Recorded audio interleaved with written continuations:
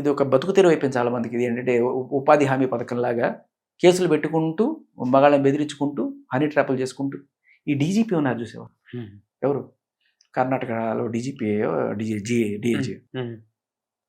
ఏం జరిగింది ఆయనకి తెలుసా నీకు? వీడియో కాల్స్ అమ్మాయిలు ముద్దులు పెట్టి, వీడియో కాల్స్ కాదు, డైరెక్ట్ ఒళ్ళు వచ్చి కూర్చున్నారు.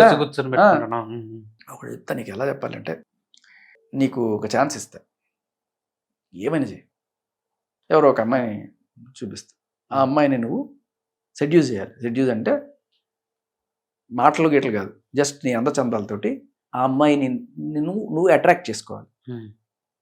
ఏం చేస్తావు? షర్ట్ తిప్పి కండలు చూపిస్తావా? అట్రాక్ట్ అవుతారా? ఏదో అమ్మాయితో ఏదో రకంగా పరిచయం చేసుకొని, ఒక మగాడిని ఒక అమ్మాయి అట్రాక్ట్ చేయాలనుకుంటే ఎంతసేపు, ఒక అమ్మాయిని మగాడు అట్రాక్ట్ చేయాలనుకుంటే చేయగలరా? చాలా 1% అది కూడా చెప్పలేం.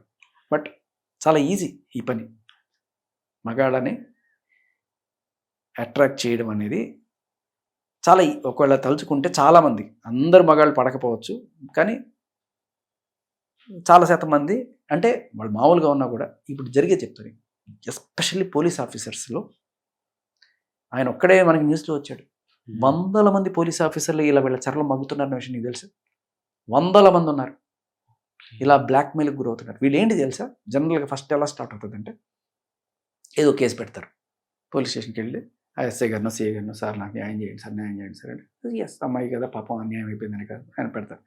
పెట్టిన తర్వాత, సార్ ప్రతిసారి పోలీస్ స్టేషన్కి రావాలని నాకు ఇబ్బంది అవుతుంది సార్, కొన్ని ఇంపార్టెంట్ విషయాలు ఉన్నాయి సార్, మీరు బయటకు వస్తే కాఫీ షాప్లో ఎక్కడైనా కలిసి మీకు చెప్తాను సార్ అంటారు. సరిపోయి ఆయన పోతాడు, పాపం ఆడుకుంటారు కదా, హెల్ప్ చేద్దామని. పోయిన తర్వాత,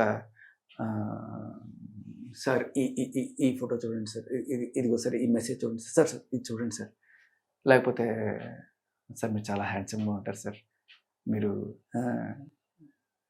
అంటే నాకు మీలాంటి ఆఫీసర్స్ చూస్తే నేను నాకు చిన్నప్పటి నుంచి క్రష్ సార్, ఏదో ఒకటి మొదలెడతారు. మొదలెట్టిన తర్వాత మెల్లగా ఆయన్ని, నీకు ఒక ఎగ్జాంపుల్ చెప్తాను.